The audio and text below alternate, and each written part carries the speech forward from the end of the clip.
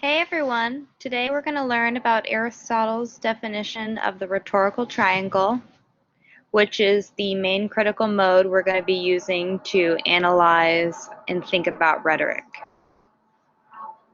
So Aristotle's definition of rhetoric, which we're going to be going back to, rhetoric is the faculty of discovering in any particular case all of the available means of persuasion. And what he means when he's saying this is we are going to be thinking about all of the available means to persuade. So what are the various ways that we can persuade someone? And as we'll see, it's a little bit more complicated than we might initially think.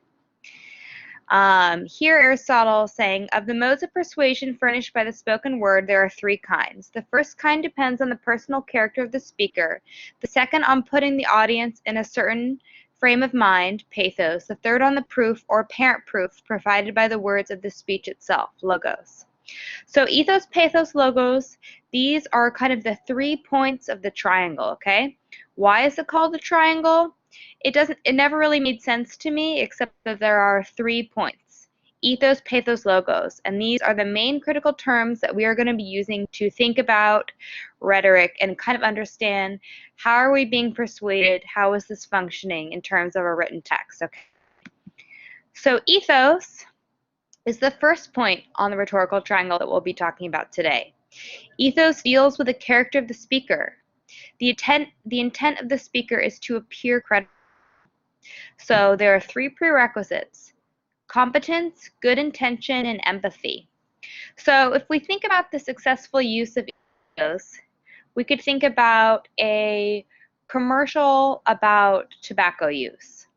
And we could think about one commercial that was narrated from the perspective of a doctor who was seeing patients and, in all intents and purposes, kind of seeming as if he cared about the people that he was the patients that he was speaking to. So that would be a successful use of ethos because we believe the speaker, right, the doctor, as he's talking about the harms of smoking, because he is a doctor, right? He is an authority. He's demonstrating his good intention and his empathy by working with patients, and we know that he is competent because we understand that he has credentials, right?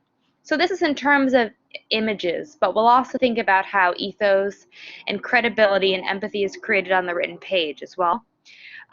For an example of unsuccessful ethos, we could think of maybe someone who was a tobacco representative, right? And he would be showing that he was not a credible speaker when he was talking about smoking, because he obviously has a financial interest, right, in making us believe something. And we could see his lack of empathy when if he was visiting a patient who appeared to be sick, and he gave us the impression that he didn't really care. Right? These are kind of extreme examples, but this is just to give you an idea of how ethos is created, right? But in terms of written word, right, we can think about how is ethos created in terms of style, right, in the written text. So we can think of vocabulary, right? If someone uses, right, a lot of technical terms or important words, we tend to think that they are an authority on what they are saying. Slang is another way that credibility or familiarity with the world can be established, right? When Aristotle talked about social aspects such as rank and popularity, I think he was thinking about a speaker in terms of someone who was presenting something, right? So that's a little bit more like something that's spoken, right, in terms of like a politician. So when you think of rank, popularity, and that might be interesting to think about when we look at some presidential speeches. And Aristotle said these factors affect, according to the situation, the appearance and reception of the speaker. Okay, so that's a little bit about ethos, okay? We're thinking about the credibility and the character of who is telling us something, and we use that to think about whether or not we'll believe them.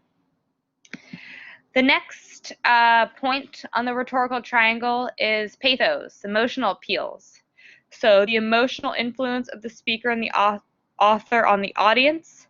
There are certain techniques and presentation styles that create or enhance emotions, which reduces the ability of the audience to be critical, right? So what Aristotle says about pathos is that it's crucial to know your audience, right? You need to know who you're trying to influence emotionally in terms of, and that's how you understand how you're going to, right? You need to know what your audience wants. So what Aristotle said about anger was, he says, take, for instance, the emotion of anger. Here we must discover what the state of angry people is, who the people are with whom they usually get angry, and on what grounds they get angry with them, right?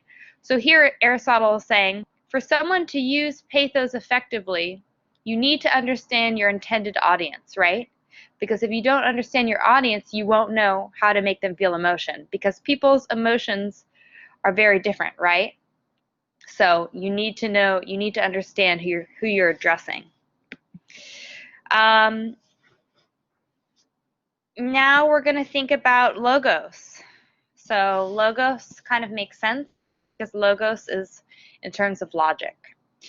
Logos is the appeal towards logical reason. Thus, the speaker wants to present an argument that appears to be sound to the audience and encompasses the contents and arguments of the speech. Now, when I usually teach logos in the class, I think logic presents itself very obviously in written text when we're reading ones that have percentages, right? Kind of facts, right? But we could also think about logic on a macro level, right?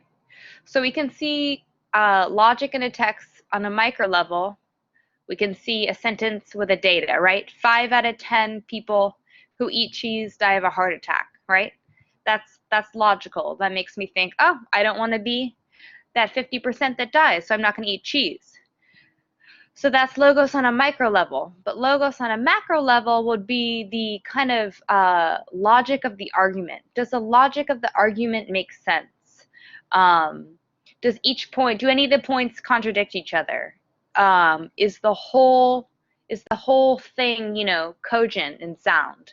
So that's, you know, different ways we can think about logic in terms of being persuaded.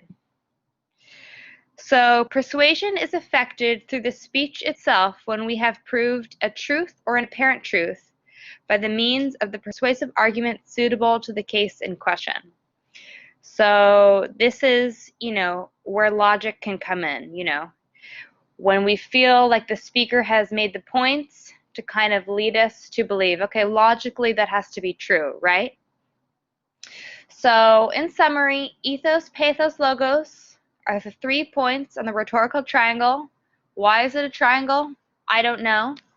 But it helps us kind of break down the different ways in which arguments operate and how we can think about them. So ethos is the credibility of the speaker, right? Who's telling us this? Why should we believe them? Do they have good intentions? Do they demonstrate empathy? Do we think they are credible? Then there's pathos. That's how we're persuaded by our hearts, right?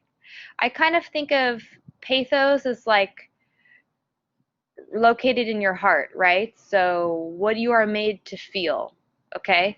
How are you being affected emotionally by what someone is saying? And logos is located in the brain. Logically, you know, is this rational? Is the argument that's being made, is it reasonable? Am I being persuaded by my faculty of reason, okay? So these are the 3 points of the rhetorical triangle, and they're going to be very important for the text that we look at later today.